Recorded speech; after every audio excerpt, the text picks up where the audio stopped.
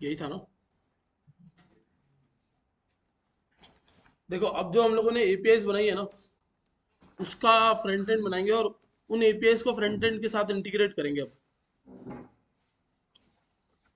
आप लोगों को संदीप सर ने नोड जेएस पढ़ाया था ना शायद, पढ़ाया था क्या? कोई नहीं, आराम से सोच लो।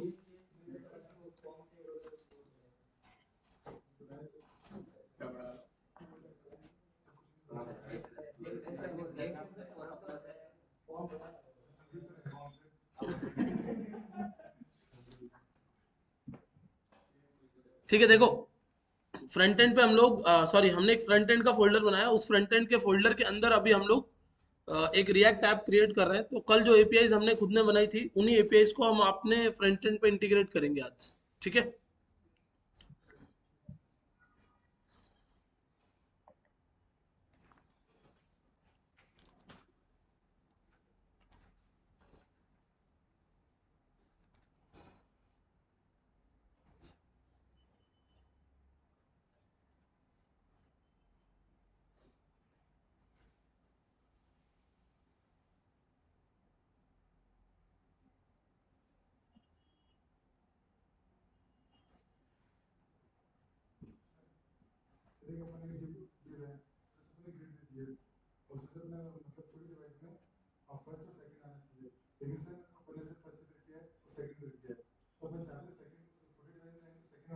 ऑर्डर प्रॉपर्टी लगा दो ना।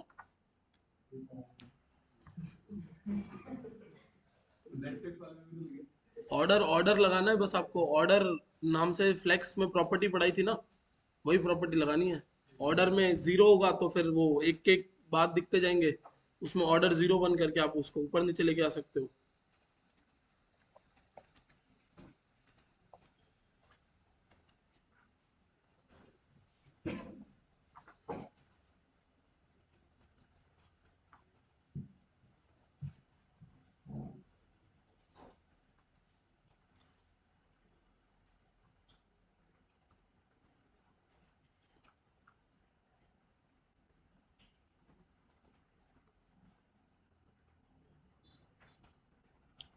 कोड क्यों नहीं चल रहा है?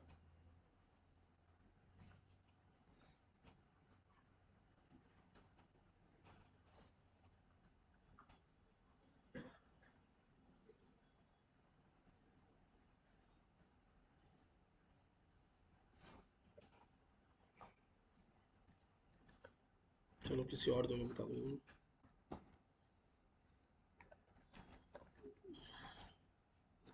एक ये फ्रंट एंड आ गया और यहाँ पर आपका बैक एंड चल रहा है। ठीक है, ये स्लैश फ्रंट एंड में फ्रंट एंड है और नॉर्मली ऐसे बैक एंड चल रहा है। तो नोड मॉन इंडेक्स करोगे तो क्या होगा?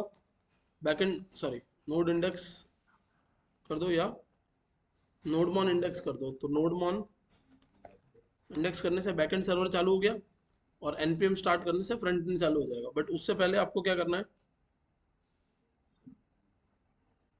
उससे पहले यहाँ टेलविन वेलविन सब लेके आ जाते हैं, जो जो हमारे काम की चीज़ें हैं सबको बुला लो।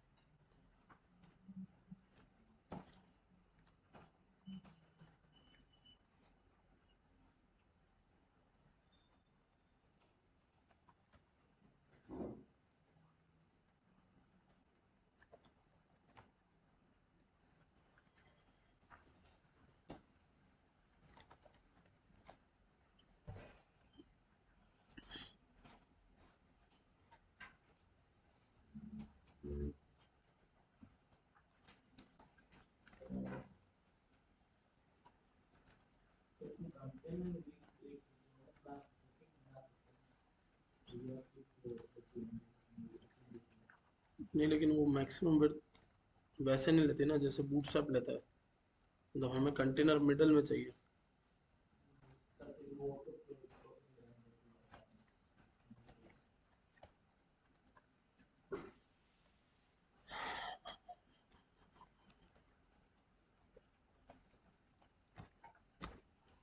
ठीक है, ये आपका एक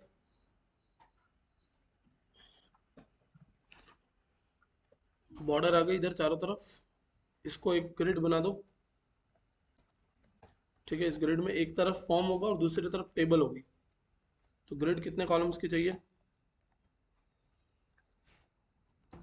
grid calls for class call span 3।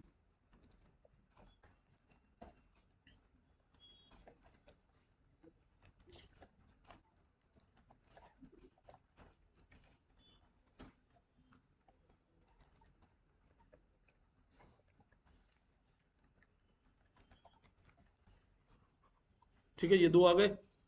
इधर आपको चाहिए क्या? Form tag. फॉर्म टैग में हम यूजर की प्रोफाइल में क्या क्या डेटा ले रहे हैं, तो हमने बोल दिया कि हम यूजर का नाम, ईमेल, दो तीन चीजें कुछ लेंगे, मतलब नाम, ईमेल और पासवर्ड। ठीक है, तो टेलविंड सीएसएस से टेलविंड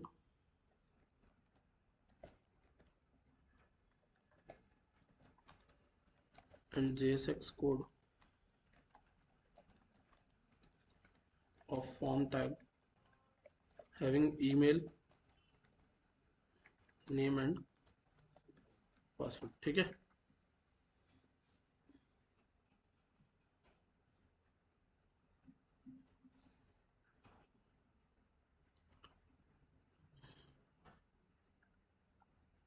अब यहाँ से कुछ कुछ कोड डिलीट करना पड़ेगा, क्योंकि ये ऑन चेंज वैल्यू ये हमारे काम का नहीं है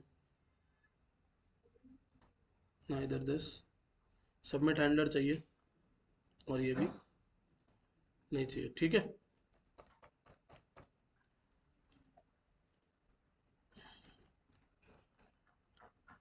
तो देखें आगे, ये नाम, ईमेल और पासवर्ड, तीन चीजें आप यूजर से लेने वाले हो।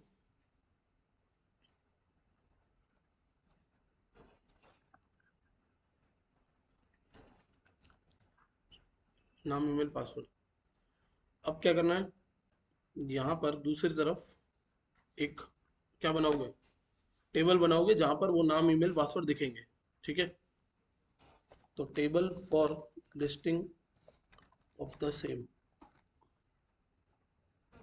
अभी टेबल टैग बना के दे देगा जिसमें आपके नाम, ईमेल और पासवर्ड की लिस्टिंग दिखा सकते हैं।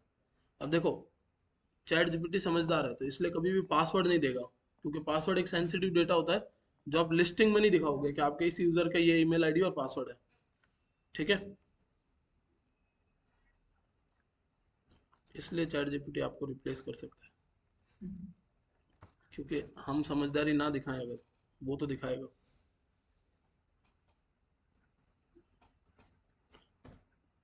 बट हाँ, आप लोगों को यूज करना आना चाहिए।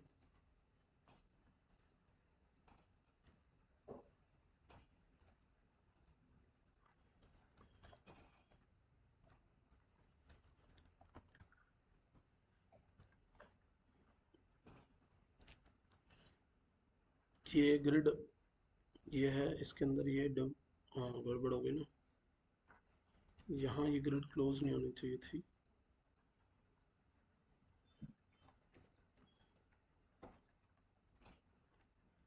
ठीक है, दो आ गए पास पास में, यूजर लिस्टिंग आ गई,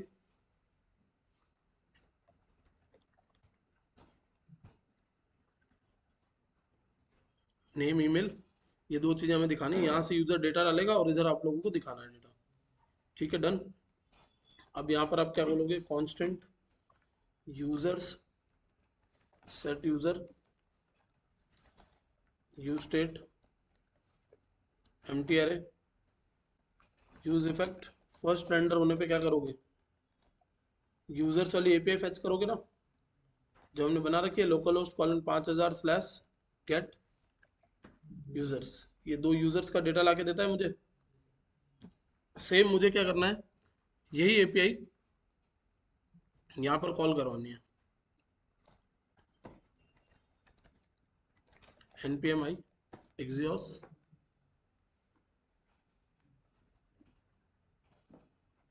ठीक है,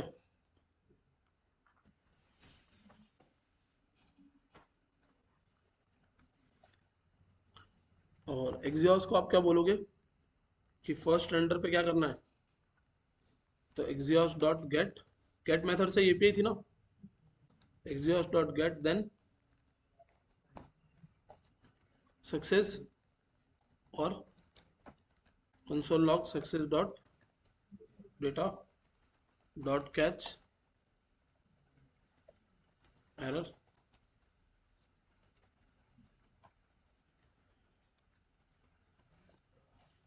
डन। अब क्या होगा, जैसे पेज रिफ्रेश होगा, ओह ये क्या हो रहा है फर्स्ट रेंडर, ये इनफाइनाइट रिक्वेस्ट क्यों चल रही है भाई,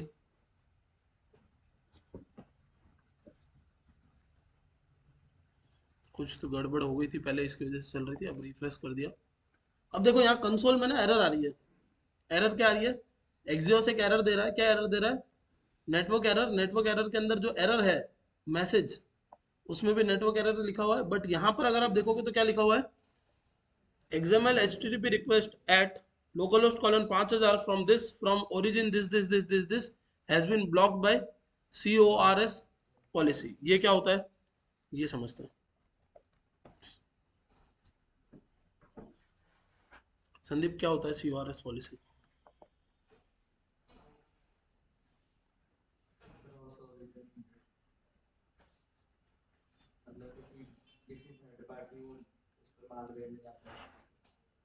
देखो CORS एक पॉलिसी है जो कि cross origin request and response cycle के लिए काम करती है, ठीक है।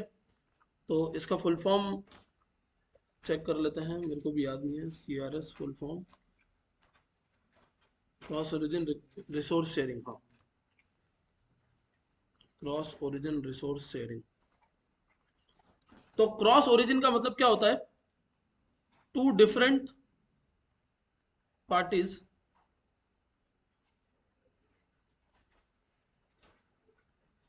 जिनका ओरिजिन अलग अलग है। ओरिजिन अलग अलग है मतलब कि एक का ओरिजिन क्या है, लोकल होस्ट कॉलन 3000, दूसरे का ओरिजिन क्या है, local host colon 5000।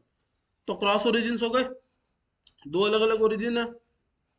Resource sharing, resource का मतलब है एक तरीके का डेटा जिसमें दोनों चीजें आ गई, रिक्वेस्ट देना और रिस्पॉन्स लेना। शेयरिंग का मतलब होता है आदान प्रदान। दिस इज ब्लॉक्ड, ब्लॉक्ड का मतलब है कि मना किया हुआ है। तो यहाँ क्या लिखा हुआ है कि cross origin blocked by CORS policy, localhost colon 3000 5000 पे रिक्वेस्ट ना कर पाए, इसके लिए कॉर्स ने क्या कर रखा है, ब्लॉक कर रखा है। समझ में आया, ताकि कोई अनजान रिक्वेस्ट ना भेज पाए हमारी किस पे, यूआरएल पे, मतलब हमारे सर्वर पे कोई अनजान व्यक्ति रिक्वेस्ट ना भेज पाए। तो लोकल होस्ट कॉलन 3000 ये रिक्वेस्ट नहीं भेज सकता, किसको, लोकल होस्ट कॉलन 5000 को। अब मैं wscryptech.com खोल देता हूँ और यहाँ पर कंसोल ओपन कर लेता हूँ, ठीक है। तो अभी मैं कौन सी वेबसाइट पे हूँ, wscryptech.com। अब जो रिक्वेस्ट जाएगी ना जिस डोमेन से, वो भी क्या होगा, wscryptech.com ही होगा।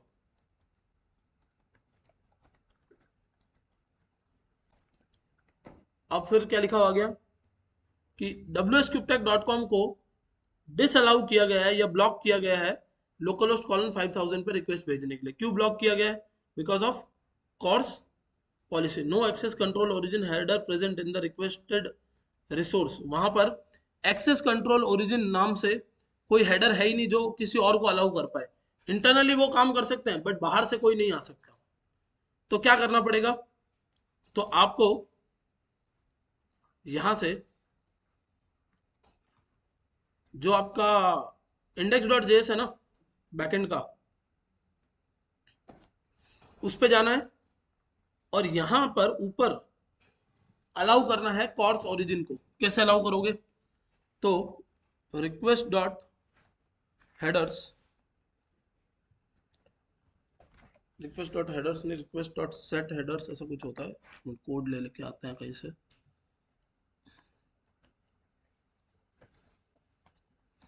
Node.js ISOP fourth backend front end index, हाँ सेट हेडर ही होता है, ठीक है। तो res डॉट सेट हेडर,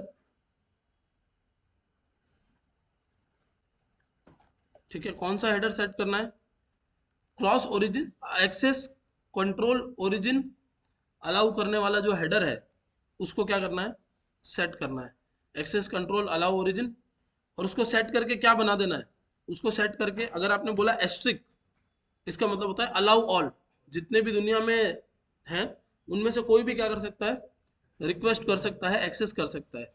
तो wscubetech.com भी कर सकता है, सर्वर रीस्टार्ट हो गया होगा क्योंकि नोडमॉन से बोला हुआ था, तो wscubetech.com भी रिक्वेस्ट भेज सकता है, नई एरर आ रही है ना। और लोकलहोस्ट कॉलन 3000 भी क्या कर सकता है, रिक्वेस्ट भेज सकता है। देखो वहां से डेटा आ गया, समझ गए। बट आप चाहते हो कि नहीं सर सिर्फ लोकलहोस्ट कॉलन 3000 ही रिक्वेस्ट भेज पाए, तो यहाँ पर आप क्या लिख दोगे, http colon slash slash localhost colon 3000, सिर्फ कौन रिक्वेस्ट भेज सकता है, लोकलहोस्ट कॉलन 3000। क्या हुआ, इसने तो भेज ली बट ये बेचारा ब्लॉक हो गया। समझ में आया। अगर एक साथ में मल्टीपल लोगों को अलाउ करना है तो एक एरे पास कर दो इधर कि तुम भी आ जाओ और तुम भी आ जाओ, http colon slash slash ws www.wscubetech.com, ठीक है। https कॉलन स्लैश स्लैश, अभी भी अलाउ नहीं कर रहा है,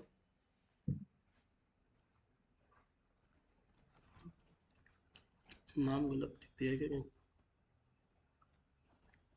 .com स्लैश,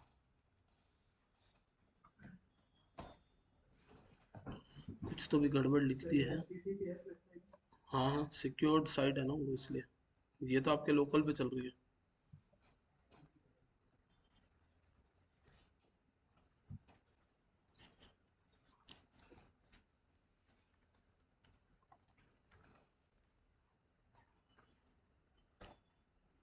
अब ये कर पा रहा है, तो मल्टीपल कैसे जाएंगे, ऑब्जेक्ट में नहीं जाना तो एरे में चाहिए।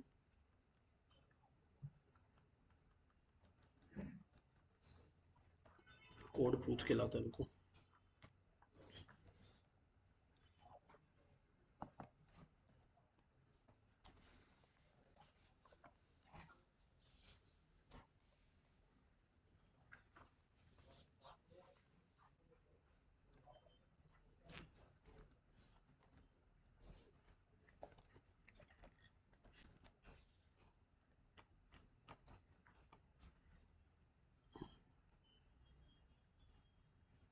एक्सप्रेस यूज किया इसने, एरे तो पास किया है ना। अपन क्या गड़बड़ कर रहे हैं,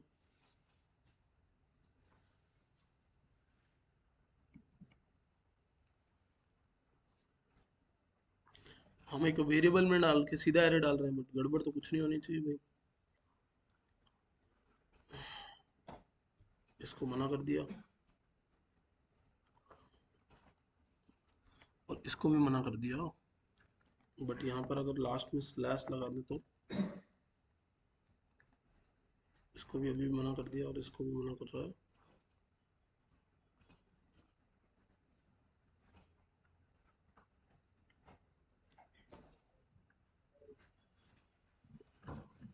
चलो इस प्रॉब्लम का कुछ सॉल्यूशन देखेंगे। अभी तो मैं बोल देता हूँ कि किसको अलाउ कर दो, कॉलन 3000 को अलाउ कर दो, ठीक है।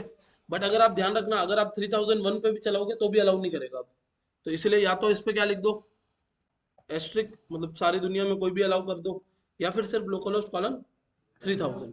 तो अभी हमने बोल दिया कि एक्सेस कंट्रोल ओरिजिन ये हो गया, तो डेटा आ जाएगा इधर। इस डेटा को परोस दोगे कहाँ ले जाके,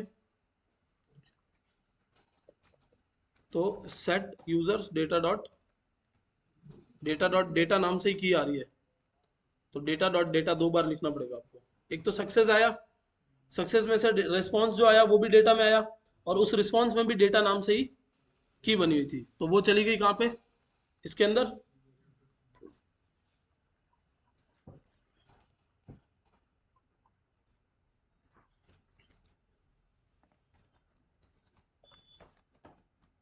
यूजर्स डॉट मैप, एक एक यूजर आएगा,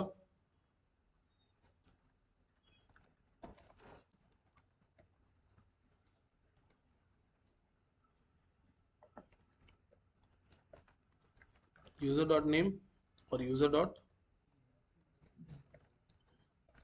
ईमेल, और यूजर की आईडी तो यूनिक है ही, उसी को क्या बना दो, की बना दो।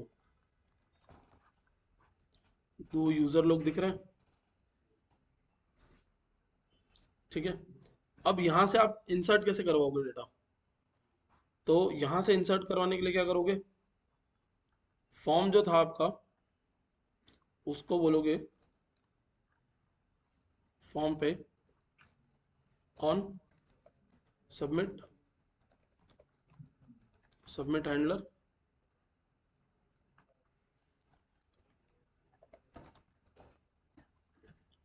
सबमिट हैंडलर, इधर मुझे इवेंट मिल जाएगा। सबसे पहले मैं इवेंट को बोलूंगा इवेंट डिफॉल्ट, ताकि जो भी इसके डिफॉल्ट काम है वो रोक दे ये। फिर कांस्टेंट में नेम ले लूंगा, ठीक है। नेम कैसे लोगे, तो इवेंट डॉट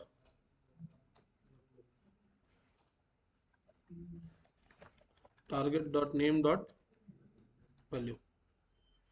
इस सज्जन को क्या दिक्कत है भाई, कांस्टेंट डेटा इक्वल्स टू ऐसे करना पड़ेगा, ठीक है। नेम आ जाएगा, फिर क्या आएगा, ईमेल, और फिर क्या आएगा, पासवर्ड। ये तीन चीजें उठा ली हमने, ये हमारा डेटा हो गया। इस डेटा को यहां से भेजना है कहाँ पे, बैकएंड पे। तो exhaust डॉट पोस्ट रिक्वेस्ट भेजनी है ना, तो exhaust dot post http colon slash slash local host colon 5000 slash क्या है, add user, add dash user, और जो डेटा है उसको जेसन डॉट स्ट्रिंगिफाई करके यहाँ से भेज दो। ये जो डेटा है ना उसको स्ट्रिंगिफाई करके भेज दो यहाँ से। देन सक्सेस होगा तो सक्सेस, और एरर आएगी तो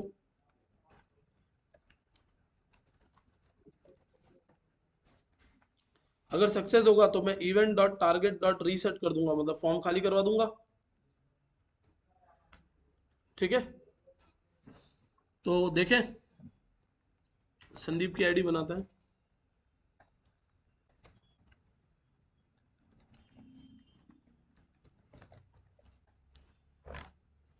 अरे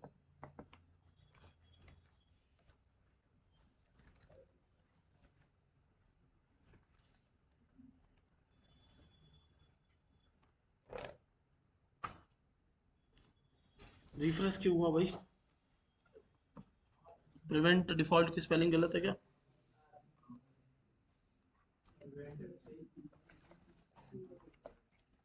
ठीक है। वो प्रिवेंट था, ये प्रिवेंट डिफॉल्ट है। तो अब यहां से आ जाते हैं फॉर्म सबमिट, फॉर्म खाली हो गया। अब जैसे ही फॉर्म सबमिट हुआ उधर वापस क्या होना चाहिए, रिफ्रेश होना चाहिए, क्योंकि रियल टाइम डेटाबेस नहीं है।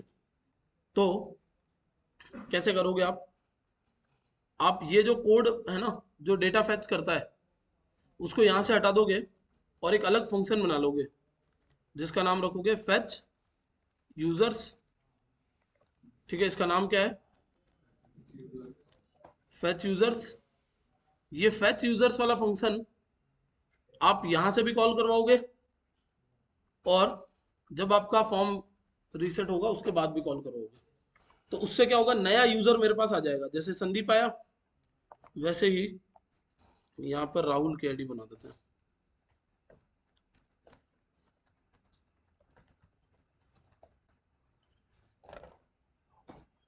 देखो आगे राहुल कैसे, फॉर्म सबमिट होते ही, फॉर्म सबमिट हुआ, वहां से सक्सेस आया, तो event dot prevent dot sorry event dot target reset, तो फॉर्म खाली। फिर फेच यूजर फंक्शन को कॉल किया, फेच यूजर फंक्शन क्या करेगा, फिर से एपीआई कॉल करेगा और लेटेस्ट डेटा ले आएगा। ये फेच यूजर कब कॉल होगा, फर्स्ट रेंडर पे। तो आप रिफ्रेश करोगे तो फर्स्ट टाइम पे आपको डेटा दिखता जाएगा। और आप पीछे यूजर डॉट जेसन में जाओगे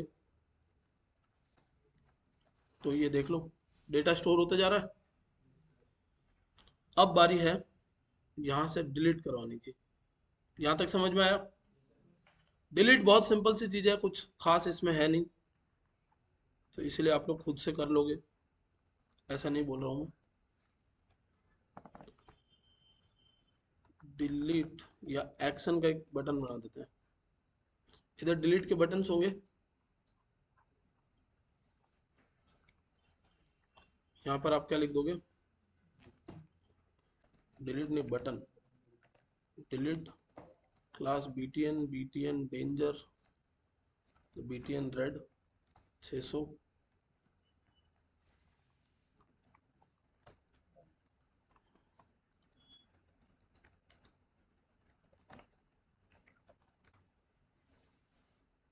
क्लिक करते क्या होना चाहिए, डिलीट हो जाना चाहिए, तो आप यहाँ लिखोगे on click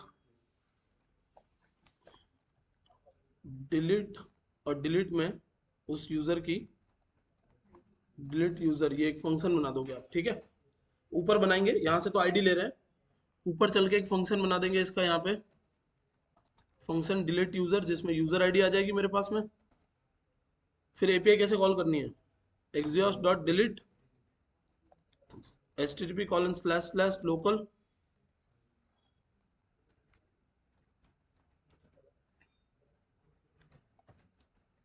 host colon 5000 slash क्या था, पक्का, मुझे विश्वास नहीं आप लोगों को।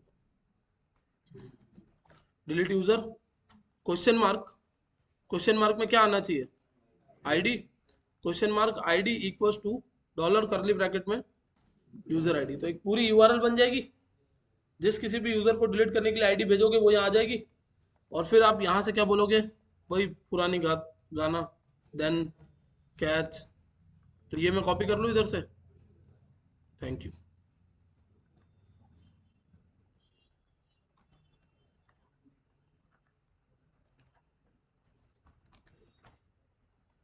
और इवेंट तो कुछ है नहीं, फेच यूजर फिर से करवा देना है, ठीक है। और कर दी हमने कहीं गड़बड़, डिलीट यूजर वाला फंक्शन तो यही है ना, फिर ये पीला क्यों नहीं हुआ अभी तक,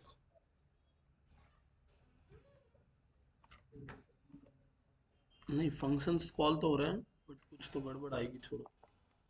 क्या बोल रहा है, हाँ पता ही था मुझे ये, कि ये फंक्शन गलत जगह पे कहीं डाल दिया है, तो मैंने, अभी भी आ रही है ना, ये गलत है, ठीक है। एक करली ब्रैकेट गलती से एक्स्ट्रा लग गया था, जिसकी वजह से वो कंपोनेंट वहीं खत्म हो गया था, तो कोई बात नहीं। अब जैसे आप यहाँ क्लिक करोगे, फंक्शन बना दिया ना यार,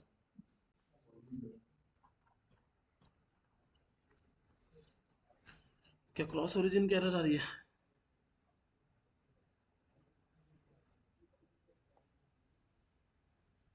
ऐसा कैसे हो सकता है, यहाँ कोई कोड चेंज कर दिया क्या अभी जस्ट, सर्वर ने भांग खा ली, क्या हो गया,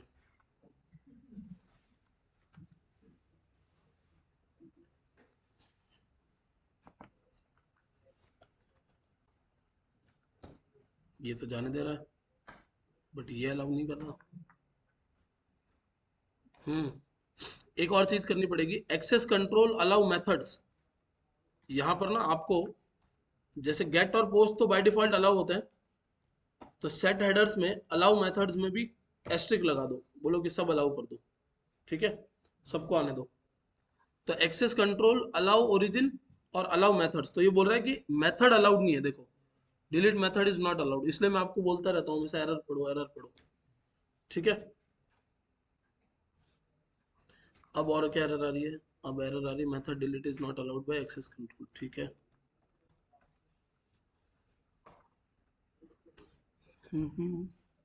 access control allow methods in preflight response,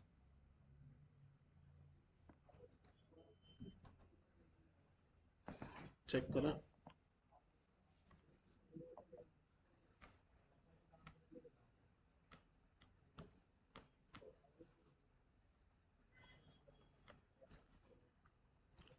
इसका मतलब कि एस्ट्रिक लिखने से नहीं होगा, इन सबका इंडिविजुअल नाम लिखना पड़ेगा, कॉमा लगा लगा के।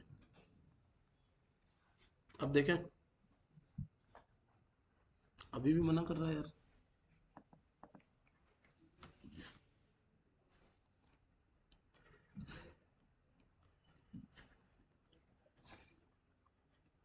ये तीनों ले जाके देख रहा हूँ एक बार मैं। एक्चुअली देखो क्या है ना कि ये सारी झंझट हमें खुद को करनी पड़ रही है, क्योंकि हम नोड जेएस से, प्योर नोड जेएस से कोड लिख रहे हैं।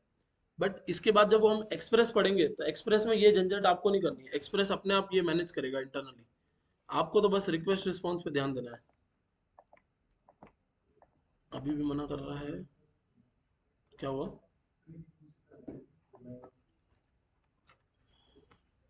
यूज इफेक्ट का इसमें कोई रिश्ता नहीं है वैसे।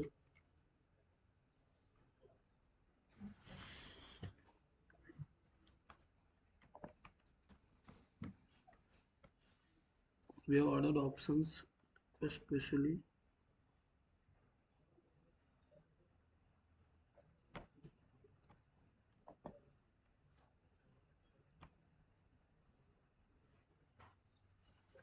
हमने हेडर का कोड तो लगा दिया।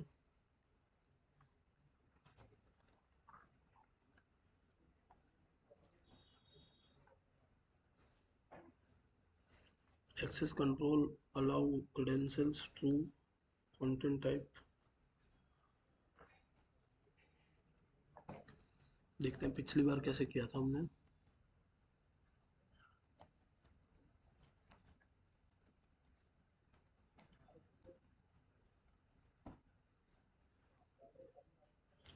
एक शायद मैं गड़बड़ कर रहा हूँ। गड़बड़ ये है कि मैं पुरानी फाइल में चेंज कर रहा था शायद। चेक करके पता चलेगा अभी। हम्म, पुरानी किसी फाइल में चेंज किया था इसलिए गड़बड़ आ रही थी। मतलब ये जो कोड है ना, वो आपके बैच का था ही नहीं, 07 वाले का था। ठीक है, तो यही लगाना है हमको और इधर लगा देना है। और मेरे ख्याल से इसीलिए wscriptech.com से वो अलाउ नहीं कर रहा था, क्योंकि कोड हमने वहाँ चेंज कर दिया था। अब देखते हैं क्या होता है। जा रहा है? ठीक है। ये इतना आप लोगों को पूरा वापस बनाना है। क्या क्या किया मैं आपको बता देता हूँ। ऐप कंपोनेंट पे एक यूजर नाम का स्टेट बनाया, एपीआई को फेच करवा के डेटा मंगवा के यूजर में डाला, और यहाँ यूजर्स दिखा दिए। ठीक है। फेच करने के लिए फेच यूजर नाम का फंक्शन बनाया। उसके बाद क्या किया हमने, ये यहाँ से जब डेटा हम लोग फॉर्म सबमिट हो रहा है, तो फॉर्म सबमिट होने पे हमने डेटा कलेक्ट किया, और इस डेटा को हमने कहाँ भेज दिया, सर्वर पे भेज दिया, पोस्ट कर दिया। सर्वर पे जाके डेटा इंसर्ट हो गया। फिर हमने फेच यूजर को फिर से कॉल किया ताकि यहाँ पर रिफ्रेश हो जाए। ठीक है। उसके बाद जब डिलीट हुआ तो डिलीट में हमने क्या बोला, यूजर को आईडी दे दो। यूजर ने आईडी दी और इसको क्या करवा दिया हमने, डिलीट करवा दिया। डिलीट करने के बाद फेच यूजर फिर से कॉल किया ताकि यहाँ पर रिफ्रेश हो और नया क्या आ जाए, डेटा आ जाए।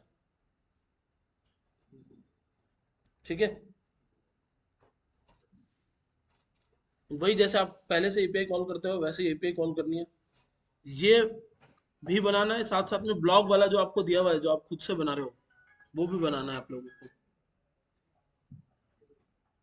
हो जाएगा।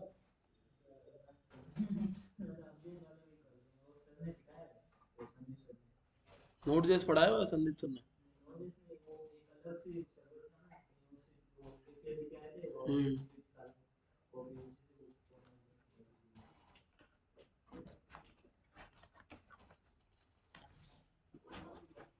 यहाँ तक में कुछ पूछना है तो बताओ। बैकएंड बहुत धीरे धीरे चल रहा है अभी, ताकि आप लोगों को साथ साथ में प्रैक्टिस हो जाए। लेकिन जैसे एकदम से स्पीड पकड़ेगा ना, वैसे जो लोगों ने नहीं पकड़ रखा होगा टाइट, वो गिर जाएंगे। होता है ना बस में ऐसा, ऐसे ही बैकएंड में होगा। इसलिए अभी से साथ साथ में धीरे धीरे काम करते चलो, ताकि आपकी ये जो बेसिक चीजें हैं उन पर पकड़ स्ट्रांग हो जाए। ये जो मैं अभी करवा रहा हूँ आपको, वो नहीं करना है आपको। मतलब फाइल बेस्ड नहीं करना है, सब कुछ डेटा बेस पे चलेगा। बट अभी आपको फ्लो समझा रहा हूँ बस खाली, इसलिए छोटे लेवल पे है। फिर अब डेटाबेस पे काम करना शुरू करेंगे मंडे से। मंडे से क्रिएट, रीड, अपडेट, डिलीट चारों ऑपरेशन डेटाबेस पे होंगे। ठीक है, यानी मोंगो डीबी के हेल्प से होंगे। और कुछ पूछना चाह रहे हो?